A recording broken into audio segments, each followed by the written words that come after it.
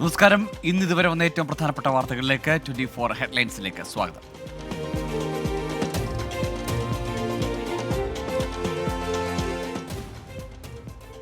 Nursing വിദ്യാർത്ഥിനിയുടെ ആത്മഹത്യാ ശ്രമത്തിൽ കാഞ്ഞങ്ങാട് മൻസൂർ ആശുപത്രിയിലേക്ക് വിദ്യാർത്ഥി യുവജന സംഘടനകളുടെ പ്രതിഷേധം. SFI, KSU, ABVP Youth Congress സംഘടനകളാണ് പ്രതിഷേധം നടത്തിയത്. SFI യൂത്ത് കോൺഗ്രസ് മാർച്ചുകൾക്ക് നേരെ പോലീസ് ലാത്തി വീശി. ആശുപത്രിക്കുള്ളിലേക്ക് തള്ളിക്കയറി ABVP പ്രവർത്തകരെ പോലീസ് അറസ്റ്റ് ചെയ്ത് നീക്കി. മൻസൂർ ആശുപത്രിക്കെതിരെ പെൺകുട്ടിയുടെ മാതാവ് രംഗത്തെത്തി. ഹോസ്റ്റൽ വാർഡൻ മകളോട് മോശമായി പെരുമാറി. ആശുപത്രിയിലെ പ്രശ്നങ്ങൾ മകൾ മുൻപും പറഞ്ഞിട്ടുണ്ടെന്ന് മാതാവ് 24-നോട്. വാടും പണ്ട് നേരത്തെ എങ്ങനെ എന്തൊക്കെ പറഞ്ഞെന്ന് എന്നോട് പറഞ്ഞായിരുന്നു. അവര് നല്ലോണം പേടിപ്പിച്ചെന്നാ പറഞ്ഞ് ഞാൻ അറിഞ്ഞത്. കൊച്ചിനെ ഞാൻ നല്ലൊരു കൂട്ടുകാരിയല്ല കുഞ്ഞിയുടെ. എല്ലാവരോടും ചോദിച്ചറിയാം. എന്റെ എന്നോട് എന്ത് വിഷമം പറഞ്ഞാലും ഞാൻ പറയും, എന്റെ മോള് വിഷമിക്കണ്ട, കുറച്ച് നാളും കൂടി പിടിച്ചു നിന്നാൽ മതി. എന്ത് വന്നാലും ഞാൻ പറഞ്ഞു, പക്ഷേ തോറ്റെന്ന് പറഞ്ഞു, തോക്കുവാണെങ്കിൽ തോറ്റോട്ടെ, നമുക്ക് എടുത്ത് നിന്നെ എഴുതിച്ചത് പിടിച്ച് കേട്ടാ എന്റെ മോള് വിഷമിക്കണ്ടെന്ന് ഞാൻ പറഞ്ഞു. ആശുപത്രിയിൽ കഴിയുന്ന പെൺകുട്ടിയുടെ നില ഗുരുതരമായി തുടരുന്നു. സമസ്ത ലീഗ് സമവായ ചർച്ച ബഹിഷ്കരിച്ച് ലീഗ് വിരുദ്ധപക്ഷം. സമസ്ത അധ്യക്ഷൻ ഉൾപ്പെടെ എത്തിയ യോഗത്തിൽ നിന്നാണ് ലീഗ് വിരുദ്ധർ വിട്ടുനിന്നത്. സാധാരണ യോഗമാണ് നടക്കുന്നതെന്ന് സമസ്ത പ്രസിഡന്റ് ജിഫ്രി മുത്തുക്കോയ തങ്ങൾ.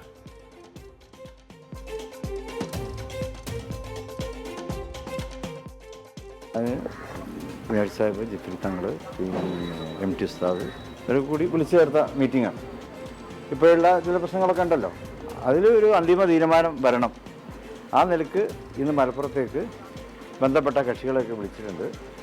അപ്പോൾ അതിൻ്റെ സമയത്ത് നടക്കും. മീറ്റിങ്ങിൽ ആരിക്കണം ആരിരിക്കേണ്ട എന്ന് കക്ഷികളെല്ലാം തീരുമാനിക്കേണ്ടത്. അത് നേതൃത്വം മീറ്റിംഗ് വിളിക്കുമ്പോൾ നേതൃത്വത്തിന് തീരുമാനം ഉണ്ടാവും ആരൊക്കെ പങ്കെടുപ്പിക്കണമെന്ന്. അപ്പോൾ ആ നിലയ്ക്ക് വിളിക്കും. അപ്പോൾ അതിൽ വരേണ്ടത് അവരുടെ ഉത്തരവാദിത്തമാണ്. വരാതിരിക്കുമ്പോൾ അത് ഒരു ധിക്കാരായിട്ട് തന്നെയാണ് കാണാൻ പറ്റും. യോഗത്തിൽ പങ്കെടുക്കാതിരുന്നാൽ അത് ധിക്കാരവും അച്ചടക്ക ലംഘനവുമാണെന്ന് മുസ്ലിം ലീഗ് സംസ്ഥാന അധ്യക്ഷൻ പാണക്കാട് സാദിഖ് അലി ശിഹാബ് തങ്ങൾ നേരത്തെ പറഞ്ഞിരുന്നു.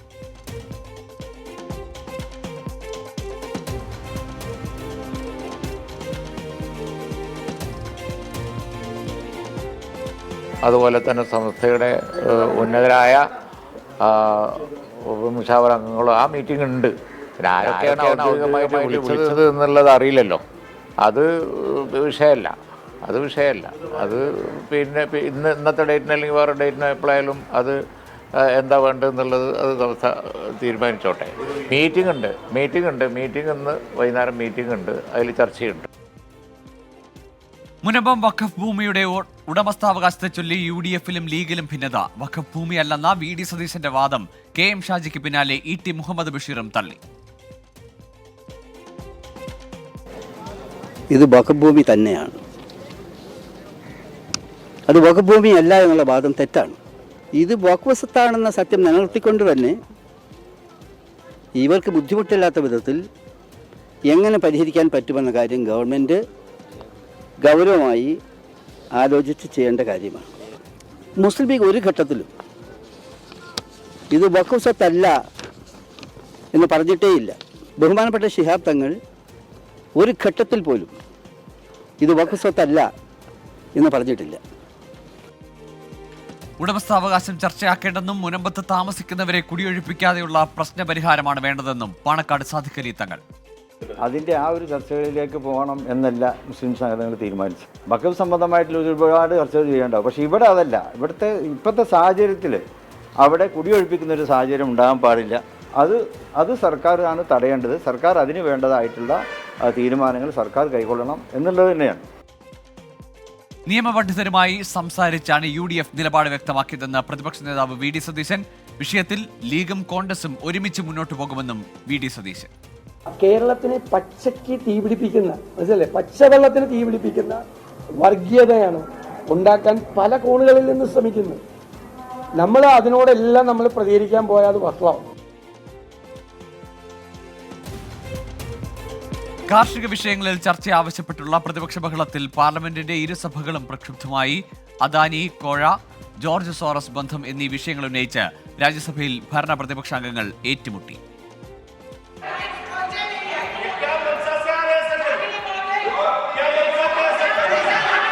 महत्वपूर्ण विषय लाना चाहते और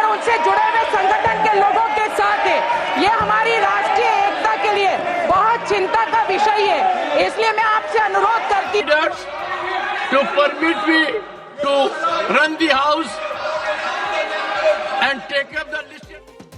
ശക്തമായ പ്രതിപക്ഷ ബഹളത്തെ തുടർന്ന് ഇരുസഭകളും നാളത്തേക്ക് പിരിഞ്ഞു.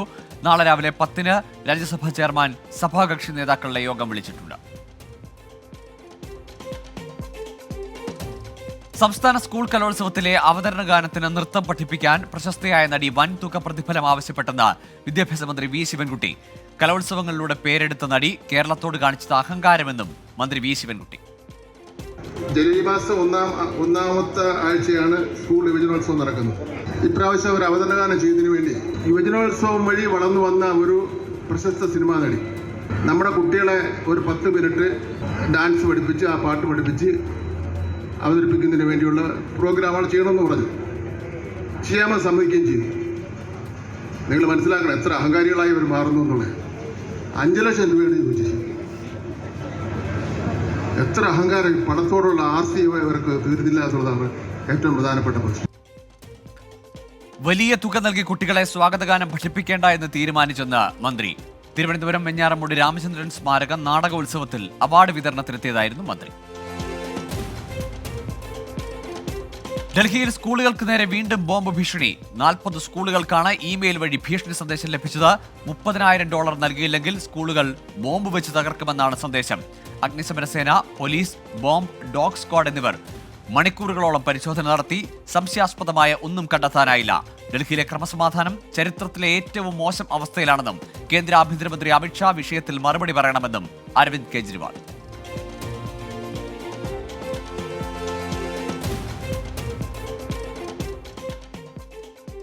അലഹബാദ് ഹൈക്കോടതി ജഡ്ജി ജസ്റ്റിസ് ശേഖർ കുമാർ യാദവിന്റെ പരാമർശം വിവാദത്തിൽ. വിശ്വഹിന്ദു പരിഷത്ത് ലീഗൽ സെൽ സംഘടിപ്പിച്ച പരിപാടിയിലായിരുന്നു വിവാദ പരാമർശം. ഭൂരിപക്ഷത്തിന്റെ ആഗ്രഹപ്രകാരം രാജ്യം ഭരിക്കപ്പെടും. നിയമം ഭൂരിപക്ഷം അനുസരിച്ചാണ് പ്രവർത്തിക്കുന്നത്. ഏകീകൃത സിവിൽ കോഡ് ഉടൻ യാഥാർത്ഥ്യമാകുമെന്നും ജസ്റ്റിസ് ശേഖർ കുമാർ യാദവ്. इतना अपेक्षा जरूर रखता हूं. ये देश भारत है. यहाँ पर रहने वाला व्यक्ति भारतीय है. बाहर के लोग हिंदू नहीं समझ पाते. हिंदू केवल उसी को समझते हैं जो केवल और केवल पूजा पद्धति करने वाला, गंगा स्नान करने वाला, चंदन लगाने वाला व्यक्ति ही हिंदू है. ऐसा नहीं है. हिंदू कौन है? हिंदू इस देश में रहने वाला, इस देश को अपनी मां कहने वाला, इस देश पर कोई विपत्ति आ जाए तो अपना सर निछावर करने वाला जो व्यक्ति है, उसकी पूजा पद्धति कुछ भी हो सकती है. वो कुरान को मान सकता है, वो बाइबल को मान सकता है, लेकिन वो हिंदू. 24 ഹെഡ്ലൈൻസിലേക്ക് വീണ്ടും. സിറിയയിലെ വിമത അട്ടിമറി സസൂക്ഷ്മം നിരീക്ഷിച്ച് ലോകരാഷ്ട്രങ്ങൾ. HTS മേധാവി അബു മുഹമ്മദ് അൽ ജുലാനി പുതിയ പ്രസിഡന്റാകും. സിറിയയിലെ വിവിധയിടങ്ങളിൽ US ഇസ്രയേൽ ആക്രമണം. അസദ് രാജ്യം വിട്ടതിന് പിന്നാലെ സിറിയയിലെ വിവിധയിടങ്ങളിൽ അമേരിക്കയും ഇസ്രയേലും ആക്രമണം ശക്തമാക്കി. ഗോലാൻ കുന്നുകളിലെ സിറിയയുടെ വിവിധ ഭാഗങ്ങൾ ഇസ്രയേൽ സേനയുടെ അധീനതയിലായി. വീട് വിട്ട് പുറത്തിറങ്ങരുതെന്ന് ഗ്രാമവാസികൾക്ക് ഇസ്രയേൽ മുന്നറിയിപ്പ് നൽകി. സിറിയയിലെ 75 IS കേന്ദ്രങ്ങളിൽ US ആക്രമണം. വിഴിഞ്ഞം തുറമുഖത്തിന്റെ വയബിലിറ്റി ഗ്യാപ് ഫണ്ടിൽ കേരളത്തിന് വീണ്ടും നിരാശ. വയബിലിറ്റി ഗ്യാപ് ഫണ്ട് പല മടങ്ങായി തിരിച്ചടയ്ക്കണമെന്ന് നിർദ്ദേശിച്ച് കേന്ദ്ര ധനമന്ത്രി മുഖ്യമന്ത്രിക്ക് കത്തയച്ചു. VGF ഗ്രാന്റ് സൗജന്യമാക്കണമെന്ന മുഖ്യമന്ത്രിയുടെ കത്തിനാണ് മറുപടി നൽകിയത്. 20% വരുമാന വിഹിതം വേണമെന്നും കത്തിൽ കേന്ദ്ര ധനമന്ത്രി നിർമ്മലാ സീതാരാമൻ. വിവേചനപരമായ നിലപാടാണ് കേന്ദ്രം സ്വീകരിക്കുന്നതെന്ന് മന്ത്രിമാർ. രാഷ്ട്ര തുറമുഖത്തിന്റെ കമ്മീഷൻ ഘട്ടത്തിലേക്ക് കടക്കുകയാണ്. കംപ്ലീഷൻ സർട്ടിഫിക്കറ്റ് ലഭിച്ചിരുന്നു. ഈ ഘട്ടത്തിൽ കേന്ദ്രം തരേണ്ട VGF 817.80 കോടി രൂപയാണ്. ഇത് നമുക്ക് ഗ്രാൻഡായി നൽകണമെന്ന് ആവശ്യപ്പെട്ടുകൊണ്ട് ബഹുമാനപ്പെട്ട മുഖ്യമന്ത്രി കേന്ദ്ര ധനകാര്യമന്ത്രി നിർമ്മലാ സീതാരാമന് കത്തയച്ചിരുന്നു. ഇപ്പോൾ അതിൻ്റെ ഒരു മറുപടി ലഭിച്ചിട്ടുണ്ട്. അത് ഗ്രാൻഡായി നൽകാനാവില്ല, ലോണായി മാത്രമേ അനുവദിക്കാൻ കഴിയൂ എന്ന് മാത്രമല്ല, അതിൻ്റെ തിരിച്ചടവുമായി ബന്ധപ്പെട്ട കണ്ടീഷൻ പറയുമ്പോൾ അവർക്ക് 20% ലാഭവിഹിതവും അവർ കൊടുക്കണം. അതോടൊപ്പം തന്നെ 12,000 കോടി രൂപയോളം തിരിച്ചടയ്ക്കേണ്ടതായി വരും എന്നുള്ളതാണ് ആ കണക്കുകൾ സൂചിപ്പിക്കുന്നത്. എങ്ങനെയൊക്കെ കേരളത്തെ സാമ്പത്തികമായി ഉപദ്രവിക്കാമെന്നുള്ളതിന് ഗവേഷണം നടത്തുകയാണ് കേന്ദ്ര സർക്കാർ എന്നുള്ളതിൻ്റെ പുതിയ ഉദാഹരണമാണ് ഇപ്പോൾ നമ്മൾ ഈ വിഷയമായിട്ട് ബന്ധപ്പെട്ട് കാണാൻ വേണ്ടി പറ്റുന്നത്. ഇതിലെല്ലാവരും ഒന്നിക്കണം. ഇതിൽ രാഷ്ട്രീയം കാണാൻ പാടില്ല. ഇത് കേരളത്തോടുള്ള അവഗണനയാണ്. ഇതിൽ എല്ലാവരും ഒന്നിക്കണം. തുറമുഖത്തിന്റെ വാണിജ്യ തലത്തിലുള്ള പ്രവർത്തനം ആരംഭിച്ച് 1 വർഷത്തിനകം കേന്ദ്രം മുടക്കുന്ന VGF ഫണ്ട് GST വിഹിതമായി കേന്ദ്ര സർക്കാരിന് ലഭിക്കും എന്നിരിക്കെയാണ് കേന്ദ്ര സർക്കാരിന്റെ കേരളത്തിനെതിരായ നിലപാട്. യാക്കോബായ ഓർത്തഡോക്സ് പള്ളിത്തർക്കം പരിഹരിക്കാൻ സംസ്ഥാന സർക്കാർ ഇടപെടണമെന്ന് പാത്രിയർക്കീസ് ബാവ. സഭയുടെ അസ്തിത്വം നിലനിർത്തുമെന്ന മുഖ്യമന്ത്രിയുടെ വാക്കിൽ വിശ്വാസമെന്നും ബാവ. ബസേലിയസ് തോമസ് പ്രഥമൻ കാതോലിക്ക ബാവയുടെ അനുസ്മരണ യോഗത്തിലാണ് പാത്രിയർക്കീസ് ബാവയുടെ പരാമർശം. To help this church which is being persecuted, to help this church survive and acquire its own identity. He himself reminds us of his promise during the life of the late Catholicos. When we were here in this place, the chief minister made a promise in front of the late Catholicos, and he himself, the chief minister, repeated that promise during the funeral. നീതി നിഷേധിക്കുന്ന വിധിന്യായങ്ങൾ ചോദ്യം ചെയ്യപ്പെടുമെന്ന് നിയുക്ത ശ്രേഷ്ഠ കാതോലിക്ക ബാവ Joseph Mar Gregorios. നീതി നിഷേധിക്കപ്പെടുന്നതായ വിധിന്യായങ്ങൾ ഏത് കാലത്തും ചോദ്യം ചെയ്യപ്പെട്ടിട്ടുണ്ട്. അതുകൊണ്ട് നീതി നിർവഹിക്കപ്പെടണം. ജുഡീഷ്യറിയിൽ ഞങ്ങൾക്ക് സഭയ്ക്ക് വലിയ ബഹുമാനമുണ്ട്, വലിയ പ്രതീക്ഷയുമുണ്ട്. പ്രിയമുള്ളവരെ, ബസേലിയസ് തോമസ് പ്രഥമൻ കാതോലിക്ക ബാവയുടെ അനുസ്മരണ ചടങ്ങിൽ പങ്കെടുത്ത് സംസാരിക്കുകയായിരുന്നു ഇരുവരും. വഴിവിട്ട കാര്യങ്ങൾ ചെയ്യാൻ അവകാശമുണ്ടെന്ന് കരുതുന്ന ചിലർ ഇപ്പോഴും സർക്കാർ സർവീസിലുണ്ടെന്ന് മുഖ്യമന്ത്രി പിണറായി വിജയൻ. ഇത് നാടും സർക്കാരും അംഗീകരിക്കില്ലെന്നും കർശന നടപടി ഉണ്ടാകുമെന്ന് മുഖ്യമന്ത്രിയുടെ മുന്നറിയിപ്പ്. ഇവിടുത്തെ നടപടികൾക്ക് തങ്ങൾക്കെന്തോ പ്രത്യേക അവകാശം സിദ്ധിച്ചിട്ടുണ്ട് എന്ന മട്ടിൽ പെരുമാറുന്ന രീതിയുമുണ്ട്. ഇതൊന്നും നാട് ആഗ്രഹിക്കുന്ന കാര്യമല്ല, സർക്കാർ അംഗീകരിക്കുന്ന കാര്യവുമല്ല. അപ്പോൾ പൊതുധാരയിൽ നിന്ന് വേറിട്ട സമീപനം സ്വീകരിച്ചാൽ സ്വാഭാവികമായും കർക്കശ നിലപാട് സർക്കാരിന് സ്വീകരിക്കേണ്ടതായിട്ട് വരും. ഇപ്പോഴും ഓഫീസുകളിൽ ഫയൽ കെട്ടിക്കിടക്കുന്ന പ്രശ്നമുണ്ടെന്ന് മുഖ്യമന്ത്രി കുറ്റപ്പെടുത്തി. ഇത്തരത്തിലുള്ള ആരോഗ്യകരമായ സമീപനങ്ങൾ സ്വീകരിക്കുമ്പോൾ അതിന് കലവറയില്ലാതെ പ്രചരണം നൽകുക, അതൊരു പൊതുബോധമാക്കി മാറ്റുക എന്നത് നമ്മുടെ നാട്ടിൽ നടക്കാറില്ല. അതിന് ഇടയാക്കുന്നത് ഇത് പ്രചരിച്ചു പോയാൽ ഇത് നടപ്പിലാക്കിയ ഗവൺമെൻറ്റിനും അതിൻ്റെ പിന്നിൽ പ്രവർത്തിക്കുന്ന മുന്നണിക്കും ഗുണകരമായി പോകുമോ എന്ന ഒരാശങ്ക സ്വാഭാവികമായി ചിലർക്കുണ്ടാകും. താലൂക്ക് അദാലത്തിന്റെ സംസ്ഥാനതല ഉദ്ഘാടനം നിർവഹിക്കുകയായിരുന്നു മുഖ്യമന്ത്രി.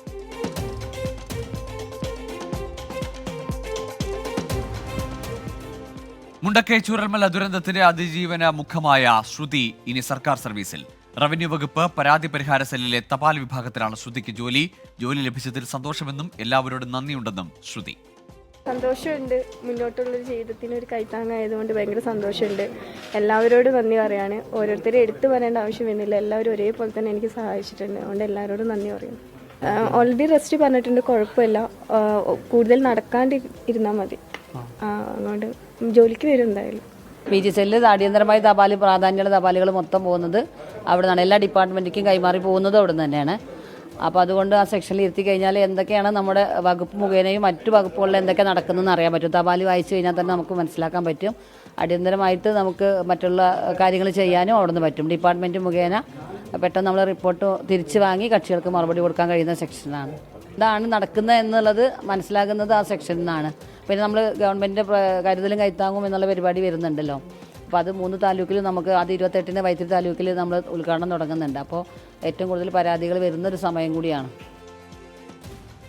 ചുമതലയേൽക്കും മുമ്പ് ശ്രുതിയെ റവന്യൂ മന്ത്രി കെ രാജൻ ഫോണിൽ വിളിച്ചു.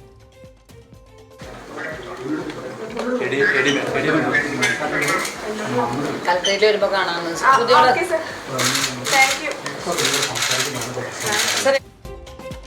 കണ്ണൂർ ADM ആയിരിക്കെ മരിച്ച കെ നവീൻ ബാബുവിന്റെ ഭാര്യ കെ മഞ്ജുഷ പത്തനംതിട്ട കളക്ടറേറ്റിൽ ജോലിയിൽ പ്രവേശിച്ചു. കളക്ടറേറ്റിലെ സീനിയർ സൂപ്രണ്ടായാണ് ചുമതലയേറ്റത്. കോന്നി തഹസീൽദാരായിരുന്ന കെ മഞ്ജുഷ പത്തനംതിട്ട കളക്ടറേറ്റിലേക്ക് സ്ഥലം മാറ്റം ആവശ്യപ്പെടുകയായിരുന്നു. നവീൻ ബാബുവിന്റെ മരണത്തിന് പിന്നാലെയാണ് സ്ഥലം മാറ്റം ആവശ്യപ്പെട്ട് അപേക്ഷ നൽകിയത്.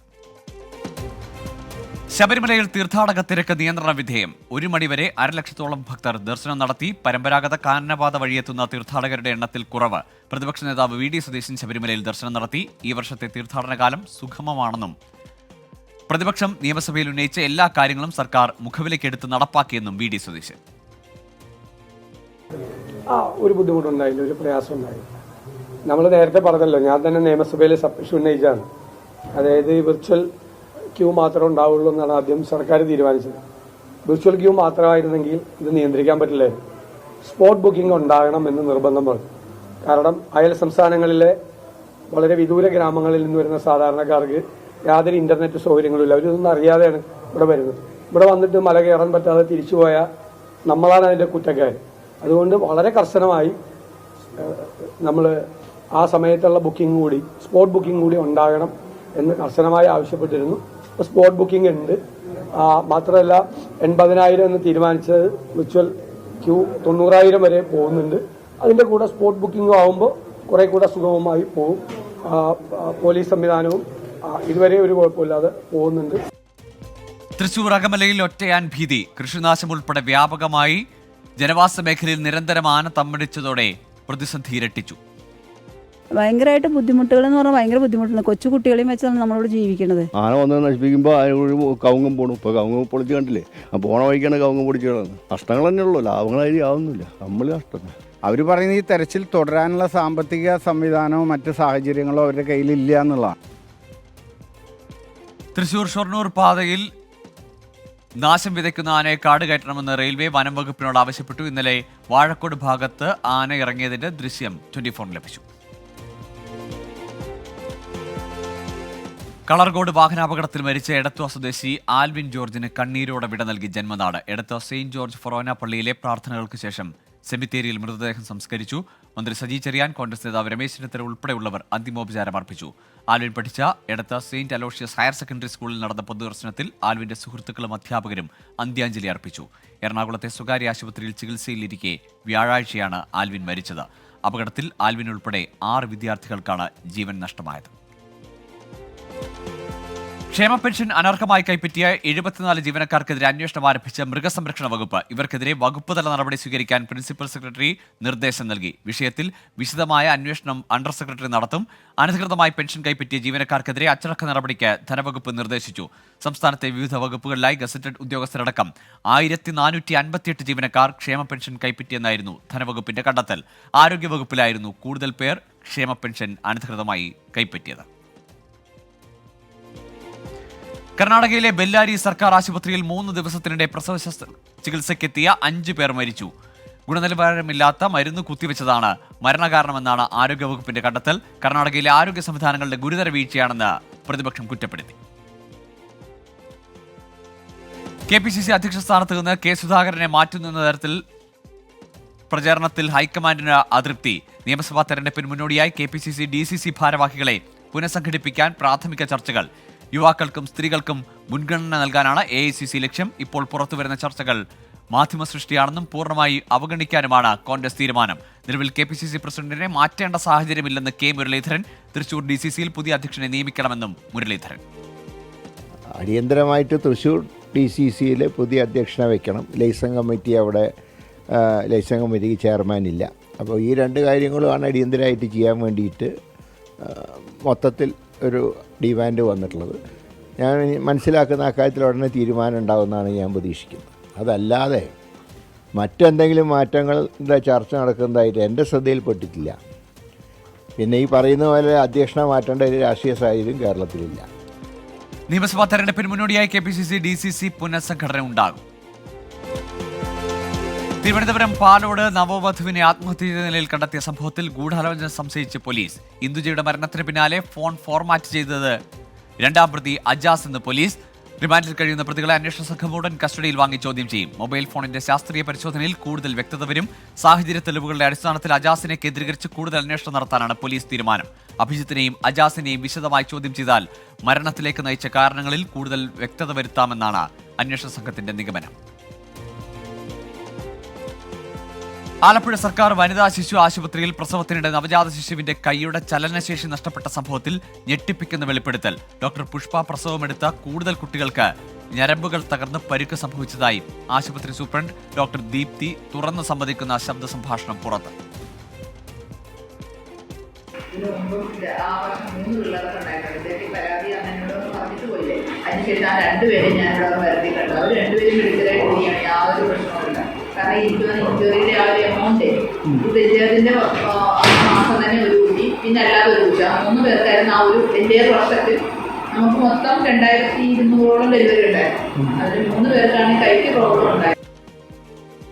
ആരോപണങ്ങൾ നിഷേധിക്കുകയാണ് ഡോക്ടർ പുഷ്പ. പ്രസവത്തിൽ കുഞ്ഞിന്റെ കൈ തളർന്ന കേസിലും വൈകല്യത്തോടെ കുഞ്ഞ് പിറന്ന കേസിലും ഡോക്ടർ പുഷ്പയ്ക്കെതിരെ കേസെടുത്തിരുന്നു. ഏത് ജില്ലകളിൽ വേണമെങ്കിലും വാഹനം രജിസ്റ്റർ ചെയ്യുന്നതിനെക്കുറിച്ച് മോട്ടോർ വാഹന വകുപ്പ് ആലോചിക്കുന്നുവെന്ന് ഗതാഗത കമ്മീഷണർ CH നാഗരാജു. ഇതിനായി സാങ്കേതിക കമ്മിറ്റി രൂപീകരിച്ചു. ട്രയൽ റൺ നടത്തിയ ശേഷമേ പദ്ധതി നടപ്പിലാക്കൂ എന്നും CH നാഗരാജു. നമുക്ക് ബഹുമാനപ്പെട്ട ഹൈക്കോടതി പറഞ്ഞ പോലെ യൂണിഫൈഡ് രജിസ്ട്രേഷൻ ഉണ്ടാവണം സ്റ്റേറ്റ് മൊത്തം എന്നുള്ള ഒരു നിർദ്ദേശമുണ്ട്. പക്ഷേ നമുക്കിപ്പോൾ സോഫ്റ്റ്വെയർ ചേഞ്ചസ് ചെയ്യേണ്ട ആവശ്യമുണ്ട് അത് കൊണ്ടുവരണമെങ്കിൽ. കാരണം ഓരോ ജില്ലയ്ക്ക് ഓരോ സ്പെസിഫിക് നമ്പേഴ്സ് ഉണ്ട്. ആ നമ്പേഴ്സ് മൊത്തം നമ്മൾ യൂണിഫൈഡ് ചെയ്യണമെങ്കിൽ നമ്മളൊരു കമ്മിറ്റി ഫോം ചെയ്തിട്ടുണ്ട് ടെക്നിക്കൽ സ്റ്റഡി ചെയ്യാൻ വേണ്ടി. എങ്ങനെ നമുക്ക് യൂണിഫൈഡ് നമ്പർ, കാരണം കുറച്ച് ആൾക്കാർക്ക് ഫാൻസി നമ്പേഴ്സ് വേണം, എല്ലാവർക്കും 01 തന്നെ വേണം, എല്ലാവർക്കും 07 തന്നെ വേണമെന്ന് പറഞ്ഞാൽ നടക്കില്ല. അപ്പോൾ അങ്ങനത്തെ പ്രശ്നങ്ങൾ എങ്ങനെ തീർക്കണം എന്ന് സ്റ്റഡി ചെയ്യാൻ വേണ്ടി നമ്മളൊരു കമ്മിറ്റി ഫോം ചെയ്ത് സ്റ്റഡി ചെയ്യാൻ പോവുകയാണ്. സോഫ്റ്റ്വെയർ അപ്ഡേറ്റ് ചെയ്യേണ്ട ആവശ്യമാണ്. അതിന് ശേഷം നമുക്ക് ഇംപ്ലിമെൻറ്റേഷൻ എങ്ങനെ ചെയ്യണം തീരുമാനിക്കാം. ഇതോടെ 24 ഹെഡ്ലൈൻസ് പൂർണ്ണമാകുന്നു.